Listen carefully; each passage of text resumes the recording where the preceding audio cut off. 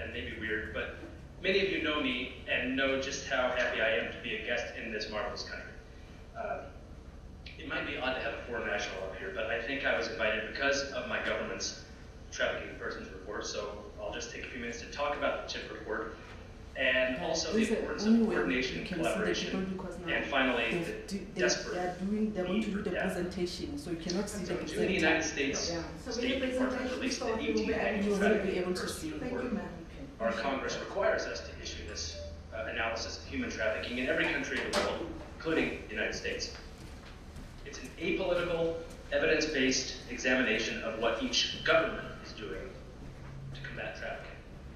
The report is based on objective international standards enshrined in the Palermo Protocol and elsewhere.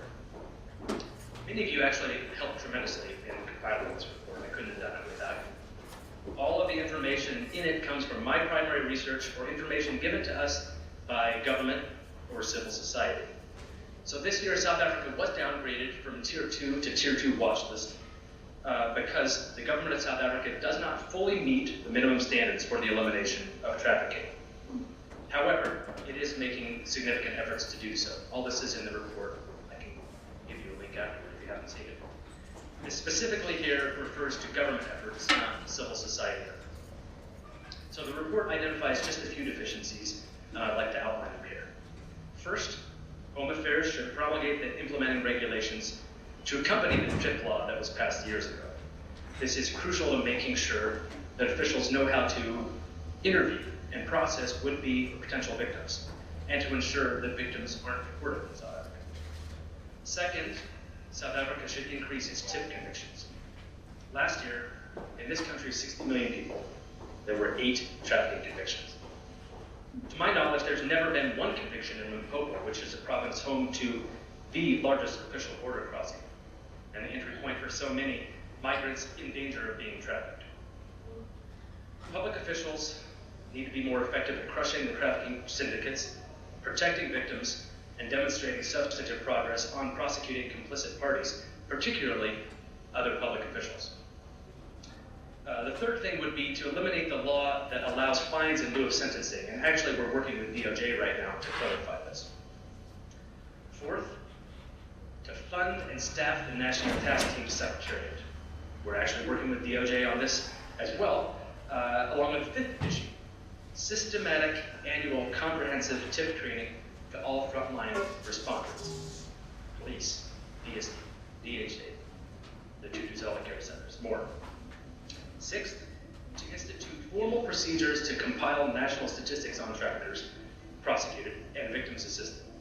The US government has actually given a grant to UNODC to create a SADC-wide database into which all CSOs and all government agencies can contribute info on traffickers. DOJ is in the process of getting a South African version up and running as we speak. So I've talked to dozens and dozens of people in the South African TIP world over the last few months since the report came out. And I think there's a general consensus that these tasks are doable.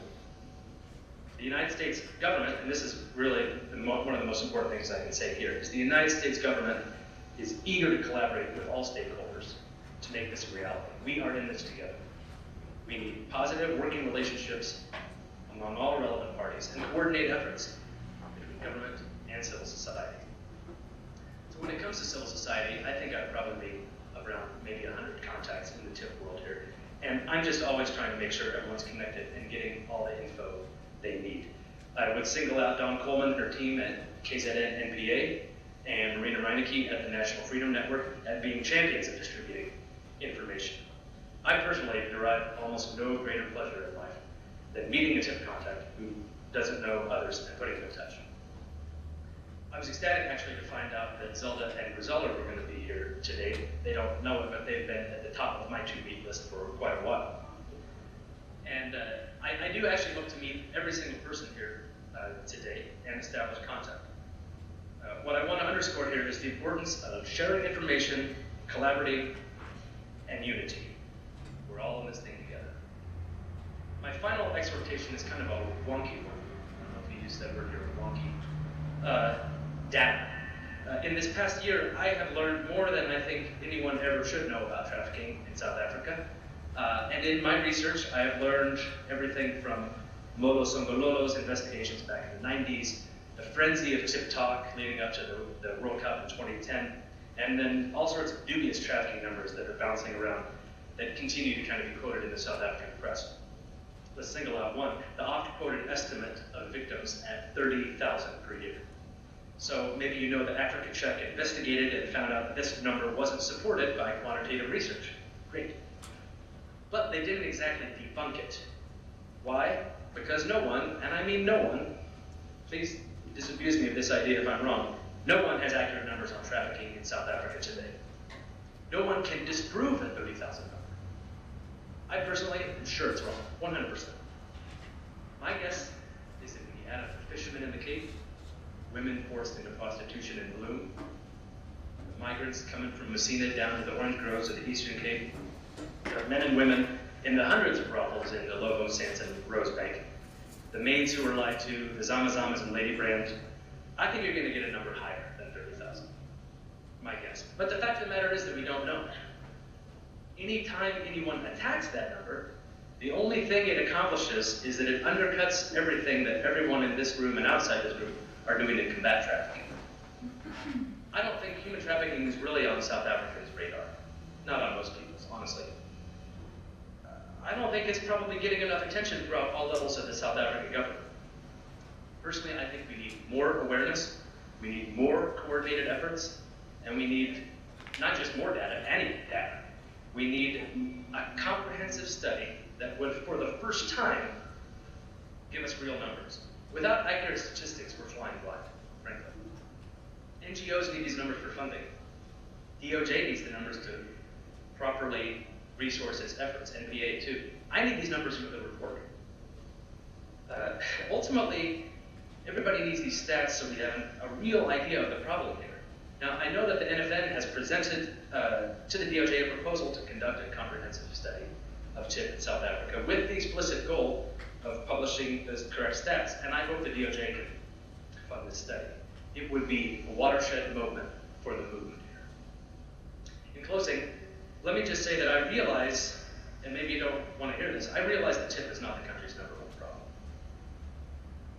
It doesn't lessen the importance of our efforts, doesn't lessen the importance of attacking the problem, but it's sobering to put it into perspective, I think, next to some of society's other ills.